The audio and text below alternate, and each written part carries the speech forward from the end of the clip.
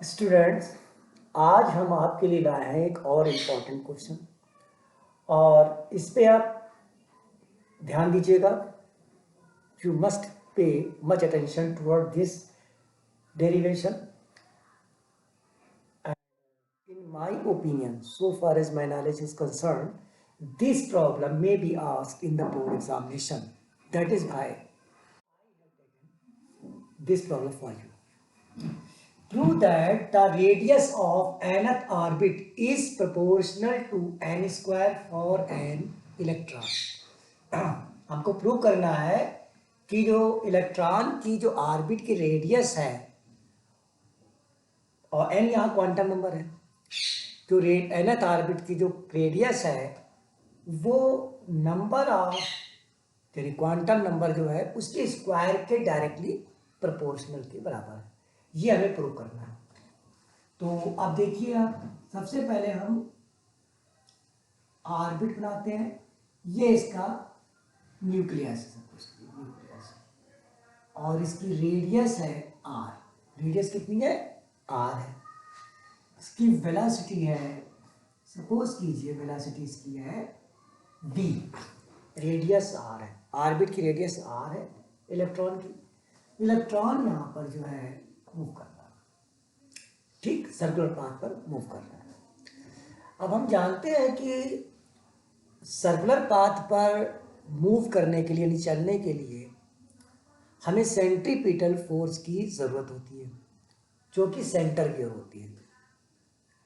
तो for circular path, for the motion on the circular path, it needs centripetal force directed towards center, which is provided by the electroattraction force between charge and nucleus. आपको पता है कि nucleus जो है वो positive charge point होता है और इलेक्ट्रॉन नेगेटिव। तो पॉजिटिव और नेगेटिव क्या करेंगे? एक दूसरे को अट्रैक्ट करेंगे। तो जो सेंट्रीपिटल फोर्स है वो हमें कहाँ से प्रोवाइड होगा? वो इनके बीच में एट्रैक्शन फोर्स से, इलेक्ट्रो अट्रैक्शन फोर्स से। तो देखिए, मास ऑफ इलेक्ट्रॉन अगर m है तो mv square upon r is equal to 1/4 pi epsilon naught, ठीक।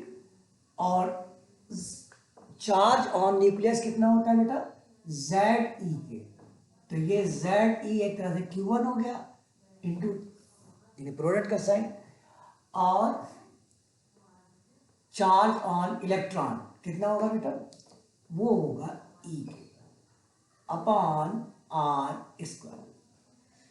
तो समझ गए, ये सेंट्रीपिटल फोर्स है और ये न्यूक्लियस और इलेक्ट्रॉन के बीच में अट्रैक्शन फोर्स, ठीक। अच्छा, ये तो पता ही है कि अट्रैक्शन फोर्स के वैलिड कब होता है? जब डिस्टेंस जो है 10⁻⁻15 मीटर से ग्रेटर होती है। तो यहाँ तो न्यूक्लियस की एक तरह से डायमीटर होता है 10⁻⁻15 मीटर। यहाँ तो ग्रेटर 10⁻⁻15 से ग्रेटर होगा ही, ऑर्बिट की जो रेडियस ग्रेटर है। It is that is why it is valid. अब देखिए, mv square upon r is equal to ये। अब आप देखिए यहाँ पर r कैंसिल हो जाएगा, r जो क्या होगा वो कैंसिल हो जाएगा, ये इससे कैंसिल हो जाएगा। तो हमारा क्या बचेगा भाई? देखिए, mv square is equal to 1/4 pi epsilon naught ZE square upon r। ये इसको हम फर्स्ट नाम दे देते हैं इक्वेशन, ठीक।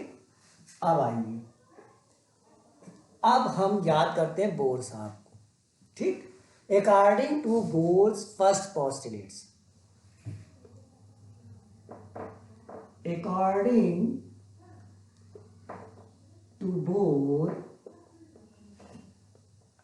फर्स्ट पोस्टुलेट,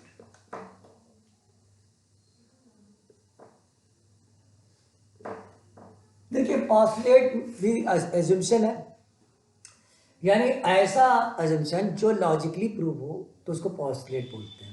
हम ऑलरेडी बता चुके हैं आपको। तो ये पोस्टुलेट है। फर्स्ट पोस्टुलेट क्या था भाई? Angular momentum is perfect integral multiple of h upon 2 pi. Angular momentum क्या होगा? क्योंकि मास ऑफ इलेक्ट्रॉन कितना है भाई? m, वेलोसिटी कितनी है v, और radius of circular path r। तो this is the angular momentum. And vr is equal to integral multiple, यानी n इंटीग्रल मल्टीपल है of h upon 2 pi. Clear हो गया ये फर्स्ट पोस्टुलेट के हिसाब से।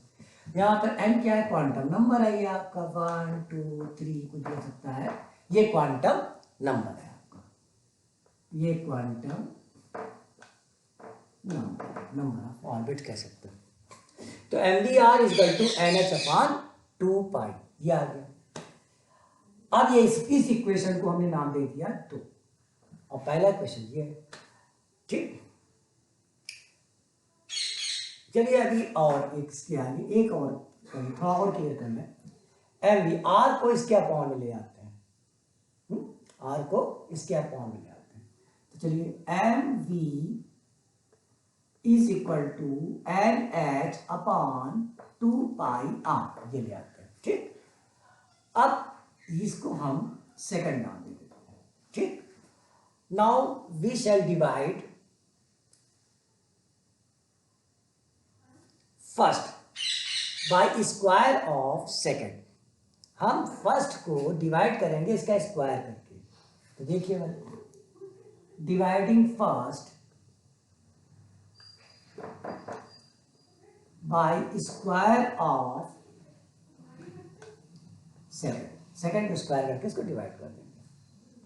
तो देखिए M V square upon M square V square आ गया, ठीक। यहां पे क्या आएगा भाई?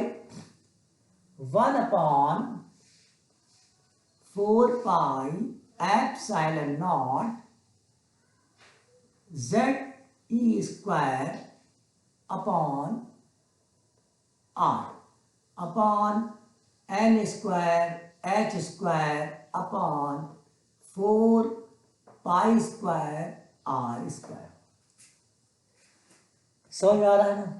यानी हमने इधर जो रखेंगे ये लेफ्ट साइड वाला एम वी स्क्वायर, और सेकंड के राइट साइड को स्क्वायर करके डिवाइड करेंगे। इधर राइट साइड वाला जो है, तो लेफ्ट साइड का राइट साइड को ऐसे लिखेंगे, और जो सेकंड का राइट साइड है इसको स्क्वायर करके डिवाइड करेंगे, क्योंकि हमने लिखा ही है, आपको समझ आ जाओ, इट इज ऑब्वियस, ठीक। अब इसको सॉल्व करते हैं। देखिए आपका वी स्क्वायर क्या होगा? कैंसिल हो जाएगा, ये कैंसिल, और एक एम पी कट जाएगा आपका, एक एम पी कट जाएगा, ठीक। और इधर आइए, इधर देखिए 4 कैंसिल हो जाएगा, एक पाई कैंसिल हो जाएगा, और एक आर भी कैंसिल होगा, ठीक। चलिए इतना समझ आ गया, ठीक। अब इधर हम जो है रफ करते हैं। इतना नोट कर लिया आपने? ना नोट कीजिए तो इधर रफ करें, अच्छी तरह नोट कर लिया, समझ गए? रफ करें, चलिए ये रफ करते हैं, ये रफ कर देते हैं, चलिए, ठीक। अब इसको हम क्या लिखेंगे? यहां पर हमारा क्या रिमेन हो रहा है? It will remain only 1 upon M. इधर क्या आ जाएगा? 1 अपॉन एम, और इधर क्या होगा? Z E square upon epsilon not, Z E square upon epsilon not, और ये आर ऊपर चला जाएगा इनटू आर अपॉन, इधर तो आर ही रिमेन होगा, आर और पाई भी रहेगा, पाई भी रहेगा, एक पाई रहेगा, ठीक बेटा। R pi upon N square H square, N square H square, ये आ गया आपका, ठीक। अब आप देखिए हमको आर निकालना है, तो आर को हम छोड़ देते हैं, बाकी जो इसके मल्टीप्लाई में है वो डिवाइड में चला जाएगा, और जो डिवीजन में है वो अदर साइड में मल्टीप्लाई में जाएगा जब हम ट्रांसफर करेंगे। तो यहां पर आर आपका आएगा n square h square epsilon naught upon पाई m z e स्क्वायर। तो ये आपका आ गया radius of nth orbit, radius of nth orbit of hydrogen like atom. Hydrogen like atom यानी उसके जो है हाइड्रोजन के कितने होते हैं इलेक्ट्रॉन, हाइड्रोजन का एटॉमिक नंबर कितना होता है 1। तो हाइड्रोजन की तरह दूसरे भी एटम हो, यानी इनके आउटरमोस्ट ऑर्बिट में अगर एक इलेक्ट्रॉन है तो उनके भी अदर जो जितने भी एटम है उनके एक इलेक्ट्रॉन हो आउटरमोस्ट ऑर्बिट में, तो हाइड्रोजन लाइक कहेंगे उसको। समझ में आए कि नहीं, एक ही इलेक्ट्रॉन। क्लियर, आउटरमोस्ट ऑर्बिट ये हाइड्रोजन लाइक एटम के लिए है। तो फॉर हाइड्रोजन एटम जैसे आप कह सकते हैं, अब तो Z इक्वल टू 1 होता है, हाइड्रोजन एटम के लिए Z कितना होता है 1 होता है। यहां पे देखिए H आपका यूनिवर्सल कांस्टेंट, देखिए since H epsilon naught m और E are universal constant, universal constant, और पाई भी यूनिवर्सल कांस्टेंट है। चलिए लिख देते हैं h पाई को इधर लिख लीजिए। यहां पर आर कांस्टेंट, अरे भाई इसको थोड़ा सा आर, यहां पाई आर यूनिवर्सल कांस्टेंट, ये H epsilon naught m e pi r universal constant. And for given atom, and for given atom Z is constant, यानी एटॉमिक नंबर भी कांस्टेंट होगा। तो जब सब कांस्टेंट है n को छोड़ करके, तो r n is directly proportional to n square. ये आ गया। तो I have proved that the radius of the circular path, nth radius of the circular path यानी orbit is directly proportional to the square of the quantum number, यानी n के square के directly proportional. Prove कर दिया, देख लीजिए। Of nth orbit is, radius of nth orbit is proportional to n square for an electron. Proved हो गया, ये कंप्लीट हो गया। ये समझ में आ गया। अब थोड़ा सा आपको और इधर बता दें कि बोर रेडियस क्या होती है, ये और बता दें आपको बोर रेडियस क्या होती है। ठीक, ये तो प्रूव हो गया। अब बोर रेडियस का बता दें। ये सब नोट कर लिया आपने, बोलिए रफ करें, इधर रफ कर दें। चलिए,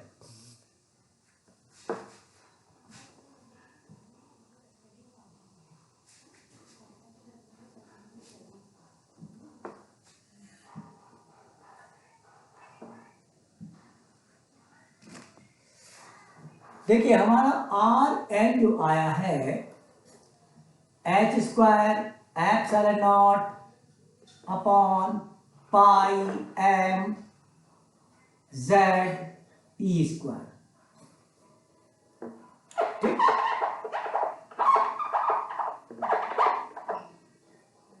ठीक, और इधर एन स्क्वायर ये आ गया। अब हम यहां अगर वैल्यू पुट करें, एच क्या है, एच की वैल्यू, ये प्लांक्स यूनिवर्सल कांस्टेंट है, इसकी वैल्यू होती है 6.6 into 10 to the power -34 joule second. Epsilon naught की वैल्यू क्या होती है 8.85 इंटू 10 टू द पावर -12। ठीक, क्या होती है भाई, कूलॉम स्क्वायर पर न्यूटन पर metre square.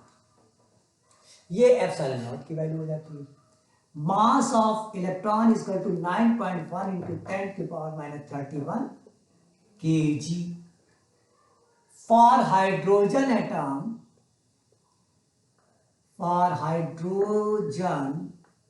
atom Z is equal to 1 and charge on one electron is equal to 1.6 into 10 to the power minus 19 coulomb. अगर ये सारी वैल्यू पुट करते हैं इसमें तो हमारी after solving we shall get 0.529 into 10 to the power minus 10 into n square, यानी Rn is equal to 0.53 n square angstrom ये आ जाती है। ये मीटर में होगी, ये तो आपका मीटर में है, ठीक। और ये आप हटा दें तो 1 angstrom is equal to 10 to the power minus 10 metre होता है। क्लियर? तो ये आपका आ गया वैल्यू हाइड्रोजन एटम के लिए nth ऑर्बिट की रेडियस के लिए। यहाँ n क्वांटम नंबर है। अब हमें जिस ऑर्बिट की रेडियस फाइंड करना है, जैसे पहली करना है तो n इक्वल टू 1 रख देंगे। अगर दूसरी ऑर्बिट की रेडियस फाइंड करना है जैसे न्यूमेरिकल के लिए तो n की जगह पर 2 रख देंगे, यानी 2 का स्क्वायर से मल्टीप्लाई कर देंगे। अगर हमें रेडियस थर्ड ऑर्बिट की फाइंड करनी है, थर्ड ऑर्बिट की रेडियस फाइंड करनी है तो n in the place of n we shall write 3 and then we shall get the radius of third orbit. Okay, अब हम n इज इक्वल टू 1 रखते हैं, n इज इक्वल टू 1 यानी first quantum number. तो R1 is equal to 0.53 into 1 का square mean 0.53 angstrom, ये आ जाएगा। इसी को कहते हैं बोर रेडियस। ये पहली ऑर्बिट की जो रेडियस होती है ये R1 is called bore radius, इसको बोलते हैं बोर रेडियस। अब जब भी आपसे पूछा जाए कि बोर रेडियस कितनी होती है तो 0.53 एंगस्ट्रॉम के नियर होती है, बिल्कुल इसी के आसपास होती है, ठीक। तो यही समझ में आ गई कि नहीं? आ गया समझे? चलिए आप देखिए एग्ज़ाम बहुत नज़दीक आ गए हैं, बल्कि डेट शीट भी आ गई है, तारीख भी आ गई है। अब आप लोग मेहनत करने में जुट जाइए, है, यानी आप समझिए मेहनत इतनी करिए, यानी इतनी मेहनत कीजिए कि आपको बिल्कुल सब पहले से ही तैयार हो। आप इंतज़ार ये ना कीजिए कि हमें एग्ज़ाम में जब गैप मिलेगा तो उसमें पढ़ेंगे, हाँ, ये ना कीजिए। ओके, ये एग्ज़ाम है, बोर्ड एग्जामिनेशन है, यानी you will have to pay much attention towards your preparation. You should work hard so that you may achieve your goal. Okay.